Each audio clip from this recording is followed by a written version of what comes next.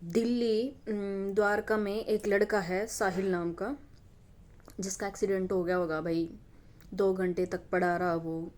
किसी ने मतलब ये नहीं है कि उसको हॉस्पिटल पहुंचा दे। हो सकता हो वो जिंदा हो या हो सकता हो। आज के टाइम में ना भाई, इंसानियत मर चुकी है। लोग ये सोचते हैं कि मैं क्यों उठाऊं, मेरी गाड़ी गंदी हो जाएगी, या मैं क्यों हॉस्पिटल ले जाऊं, मेरी गाड़ी गंदी हो जाएगी। ऐसा नहीं है कि मतलब उसको ले जाया नहीं गया, बस उसको काफ़ी लेट कर दिया गया। भाई हो सकता हो वो थोड़ा बहुत उसमें भाई सांस रह रहे हो, बच रहे हो। सेम ऐसा ही केस 2018 में मेरे फादर साहब के साथ भी हुआ था। वो अपना दिल्ली से आ रहे थे ऑफिस से। दोनों मेरे पापा के जो दोस्त थे वो भी आर्मी से रिटायर्ड थे। मेरे पापा आल्सो और एक्स सर्विस मैन थे। उनका रॉन्ग साइड से आते हुए हाईवे के साथ भाई टक्कर हो गई। पब्लिक है ना, पब्लिक वीडियो बनाने लगी कि हाँ ये देखो, ये तो बिल्कुल मरने वाला है, या मर लिया होगा, या बचने बचने की उम्मीद नहीं है। पब्लिक अपनी ये कयास लगाती रही, लेकिन किसी में भी इतनी इंसानियत नहीं थी कि वो 1 घंटा वहां पड़े रहे। पब्लिक में इतनी इंसानियत नहीं थी कि वो उसको उठाए और नियर बाय किसी हॉस्पिटल में ले जाए। एम्बुलेंस को तो कॉल कर दिया सबने, और ये भी पता है कि एम्बुलेंस को आने में कितना टाइम लगता है। लेकिन किसी ने इतनी इंसानियत नहीं दिखाई कि उनको उठा के अपनी गाड़ी में उठा के कि नियर बाय अपने हॉस्पिटल में पहुंचा दे। वो एक सर्विसमैन जिसने अपनी आधी जिंदगी इन इंडियंस, इन भारतीयों के चक्कर में, इनकी सेफ्टी की चक्कर में, बर्फ में, बॉर्डर पे अपनी दिन रात ड्यूटी करके जिन्होंने इनकी सुरक्षा की, जब वक्त आया तो इन लोगों ने मेरे पापा की कोई सुरक्षा नहीं करी थी भाई। कोई किसी ने भी ये नहीं कि आज भाई, जाहिर सी बात है किसी को तो ये पता नहीं होगा कि ये एक सर्विसमैन थे, लेकिन कम से कम इंसान तो थे। इंसान थे ना। एक इंसान होने के नाते उसको उठा ले जाते तो शायद आप बच जाते। दूसरा है, वो भी बंदा अंदर ही तड़पता रहा, उसको निकालते रहे। एम्बुलेंस आई है, उसको भी एम्बुलेंस ले गई है, वो भी नहीं बच पाया। लास्ट क्या हुआ, दोनों एक्स सर्विसमैन इस दुनिया से चले गए।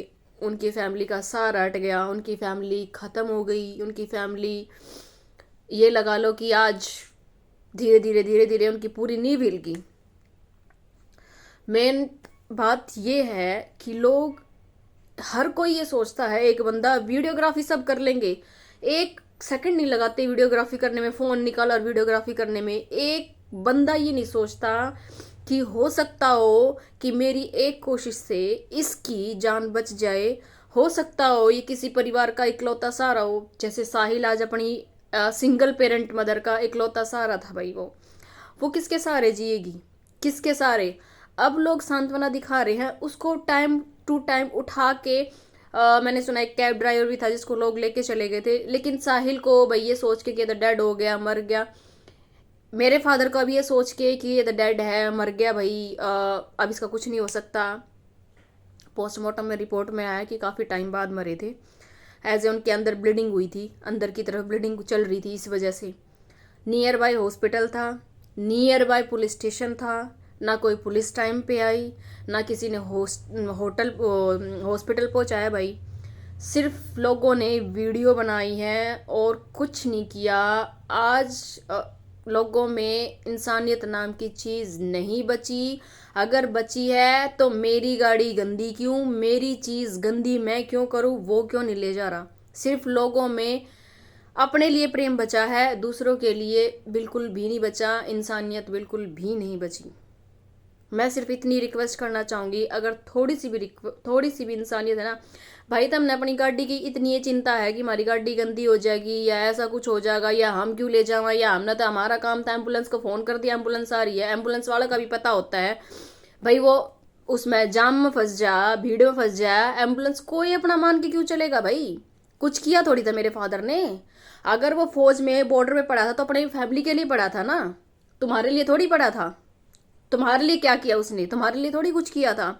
वो जो 2 बंदे एक्स सर्विसमैन उस एक्सीडेंट में गए 2018 के नियर बाय केएमपी एक्सीडेंट में, वो जो 2 बंदे एक्स एक्स सर्विसमैन गए अपने परिवार के लिए वहां पड़े थे, हमारे लिए नहीं पड़े थे ना, आप लोगों के लिए नहीं पड़े थे ना। अपने परिवार के लिए थे, बॉर्डर पे बर्फ पे अपने परिवार से दूर, ना अपने बच्चों के पास रहे कभी, ना अपने बच्चों को टाइम दिया, सिर्फ अपने देश की रक्षा की।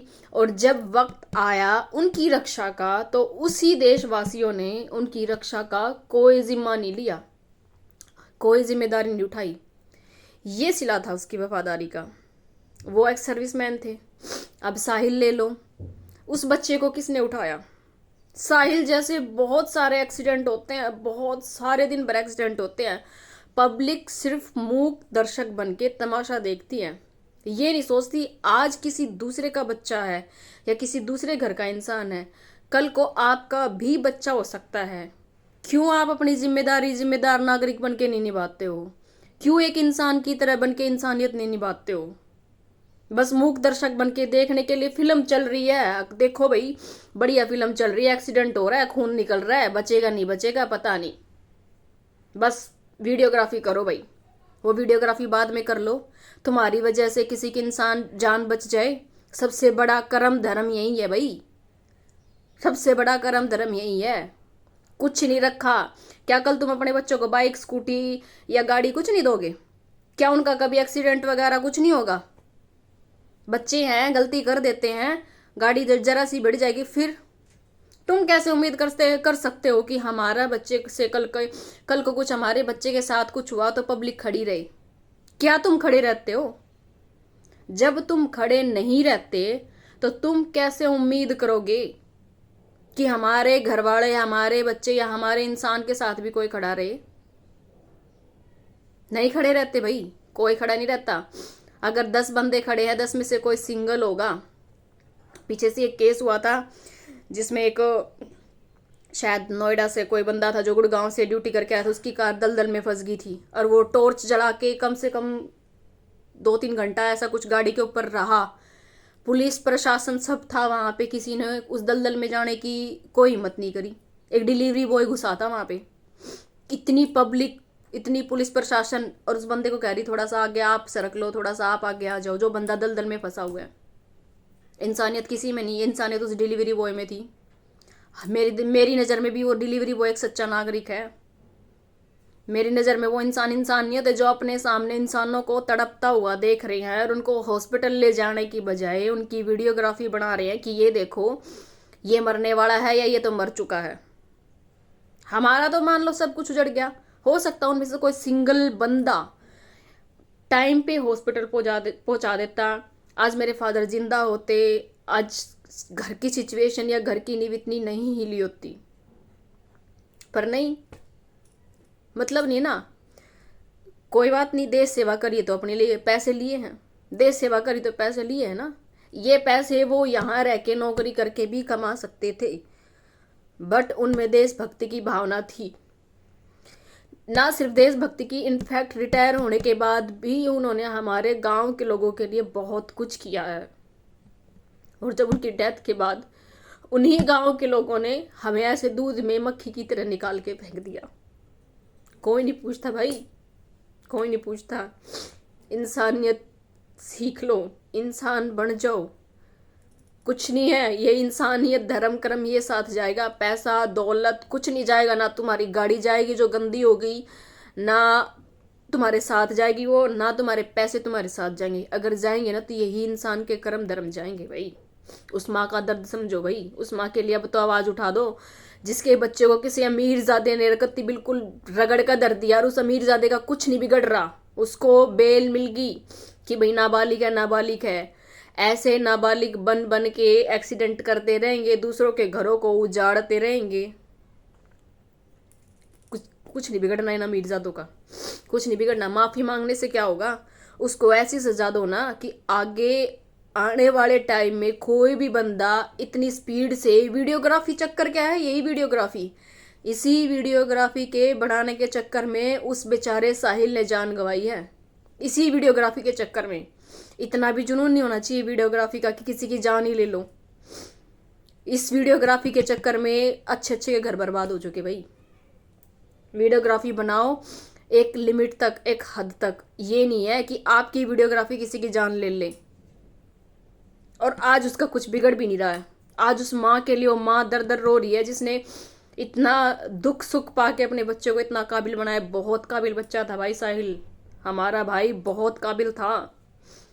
अगर उठा सकते हो ना, मेरे फादर के साथ तो जो हुआ हुआ, हम आदि हो गए अब तो, लेकिन उठा सकते हो ना उस बेचारे बच्चे को, साहिल को इंसाफ की डिमांड कर रही हूँ भाई। मैं अपनी तरफ से पूरी जिम्मेदार नागरिक हूँ, मैं अपनी तरफ से पूरी कोशिश कर रही हूँ भाई, और मैं उसकी माँ के साथ खड़ी हूँ। जितनी हो सके भाई शेयर करो, जितना हो सके भाई अपने भाई साहिल को इंसाफ दिलवाओ, ताकि आगे ये अमीर ज़्यादा ये माँ ये बिगड़ी औलादें ऐसा कांड ना करे, चाहे उसमें मेरा भाई हो चाहे किसी का भी हो। भाई जो आरोपी है, सजा दिलवाओ भाई, कोई भी हो भाई, चाहे किसी का बच्चा हो, चाहे किसी मंत्री का बेटा हो, चाहे किसी का भाई हो, चाहे कुछ भी हो भाई, उसको सजा दिलवाओ। नाबालिग था, उसको हाथों में गाड़ी कैसे दे दी? ये सब झूठी बातें होती हैं कि पीछे से ले गया, कुछ नहीं है ऐसा, सब सब सब झूठ है उसको बचाने के लिए। कोई रिग्रेट नहीं है, कोई रिग्रेट नहीं है उस बच्चे को कि तेरी वजह से किसी की जान चली गई, कोई रिग्रेट नहीं है। इनफैक्ट इनोसेंट होने के वीडियो डाल रहे हैं कि साहिल की गलती थी, ये गलती थी। और दबा कुचला कौन जा रहा है भाई? गरीब इंसान। अमीरों का कुछ नहीं बिगड़ना, गरीब ऐसे ही दबे कुचले जाएंगे। अगर आज आवाज़ नहीं उठाओगे ना, कल को उन में से आप भी हो सकते हो और मैं भी हो सकती हूँ। बाकी भाई मर्जी आप लोगों की, आप कुछ बड़े भी होंगे मेरे से, मेरे माँ बाप की उम्र के भी होंगे, मेरे भाई भी होंगे भाई, मेरे से छोटे भी होंगे भाई, आपकी मर्जी है भाई।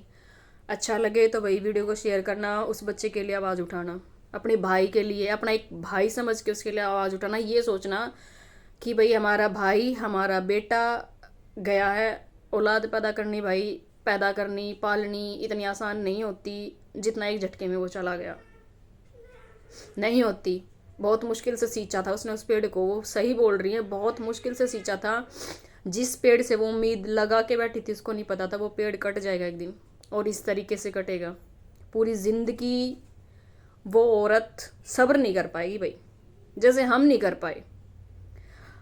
हमने ना जिस ट्रक ड्राइवर से एक्सीडेंट हुआ था ना, हमने उसको माफ़ कर दिया क्योंकि वो एक गरीब इंसान था, उस पर लड़कियों की जिम्मेदारी थी भाई, बहुत गरीब था, उसकी काफ़ी बेटियां थी, और हमने उसको ये सोच के माफ़ कर दिया कि इसकी कोई दुश्मनी नहीं थी मेरे फादर से, फिर भी हमने उसको सोच के चलो माफ़ कर दिया। लेकिन हमें यहाँ सब्र नहीं होता कि इतनी सारी पब्लिक हो के, मेरे पापा रोड पे पड़े होके तड़पते रहे, लेकिन पब्लिक ने किसी ने भी मदद करने की नहीं सोची भाई। कोई उनको उठा के हॉस्पिटल, नियर बाय हॉस्पिटल नहीं ले गया। सब ने एम्बुलेंस का इंतज़ार किया। एम्बुलेंस आई रोहतक से, पीजीआई से, जिसको वहाँ पे आने में 1 घंटा लगा। आप सोच सकते हो कि 1 घंटे में क्या हो सकता है? जान निकलने को 1 सेकंड में निकल जाती भाई। 1 घंटा उस एम्बुलेंस को लगा रहा, तब तक लोग वीडियोग्राफी करते रहे। सेकंड अंकल, दूसरे अंकल एक्स सर्विसमैन थे, उनकी भी फैमिली भाई, बिल्कुल सोच ही सकते हो आप, जब घर का एक कमाने वाला चला जाता है तो घर की पूरी नींव हिल जाती है। मेरी नज़र में उस ट्रक ड्राइवर से ज़्यादा वो पब्लिक ज़्यादा दोषी है जो खड़ी होके देखती रही। तो भाई निवेदन है कि ये दिन प्रतिदिन जो एक्सीडेंट हो रहे हैं ना, इनको रोकने के लिए आवाज़ उठाओ, ताकि गलती करने वाले को सज़ा मिले, और कुछ तो एक्सीडेंट की संख्या कम हो। बहुत नौजवान जा रहे हैं भाई, बहुत नौजवान, हर साल बहुत नौजवान जा रहे हैं एक्सीडेंट की वजह से।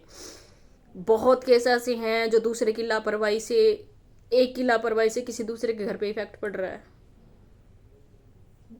मैं तो सिर्फ यही कहूँगी भाई, इस वीडियो को ज़्यादा से ज़्यादा शेयर करो और अपने भाई साहिल के लिए आवाज़ उठाओ। इससे ज़्यादा मैं कुछ कहना नहीं चाहूँगी। धन्यवाद, नमस्कार भाई।